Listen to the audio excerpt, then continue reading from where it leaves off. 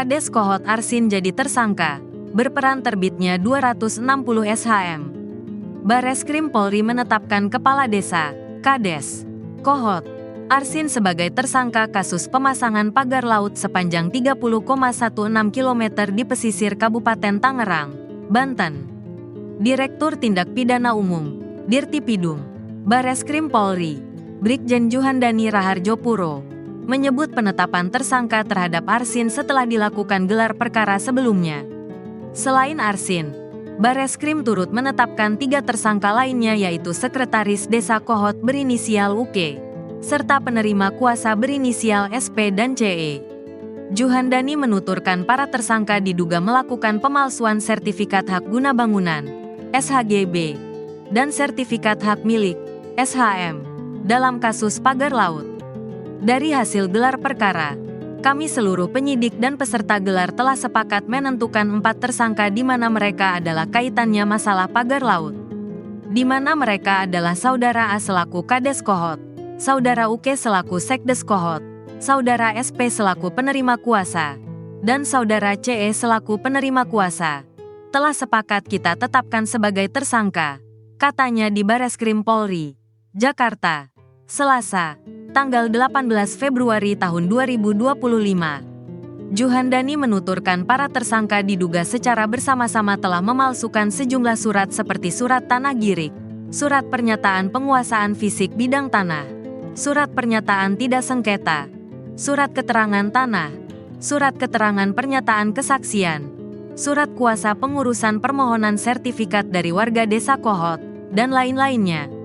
Dia menuturkan aktivitas pemalsuan tersebut dilakukan Arsin DKK sejak akhir tahun 2023. Aktivitas tersebut membuat terbitnya 260 surat hak milik, SHM, tanah atas nama warga Kohot.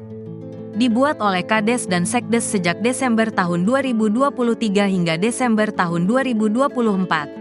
Di mana seolah-olah pemohon untuk mengajukan permohonan pengukuran melalui KJSB Raden Muhammad Lukman Fauzi Parekesit dan permohonan hak kantor pertanahan Kabupaten Tangerang hingga terbitlah 260 SHM atas nama warga Kohot, jelasnya.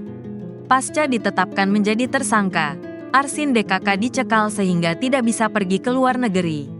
Setelah ditetapkan menjadi tersangka, kami berkoordinasi dengan pihak imigrasi telah mencekal keempat tersangka ke luar negeri, kata Juhandani. Terkini, Juhandani mengatakan pihaknya tinggal melengkapi administrasi penyidikan untuk kebutuhan penahanan terhadap Arsin. Sebelumnya, kuasa hukum Yunihar berdalih bahwa Arsin menjadi korban dalam sengkarut kasus pagar laut tersebut. Sehingga, katanya, Arsin bukanlah aktor intelektual dalam terbitnya sertifikat hak guna bangunan, SHGB, dan surat hak milik, SHM, pagar laut Tangerang. Yunihar berdalih Arsin menjadi korban karena minimnya pengetahuan soal birokrasi sehingga percaya saja terhadap 2 sosok berinisial SP dan C. Ia mengatakan SP dan C adalah pihak ketiga yang datang kepada Arsin pada pertengahan tahun 2022 lalu yang menawarkan jasa peningkatan hak tanah berupa tanah garap milik sejumlah warga menjadi sertifikat.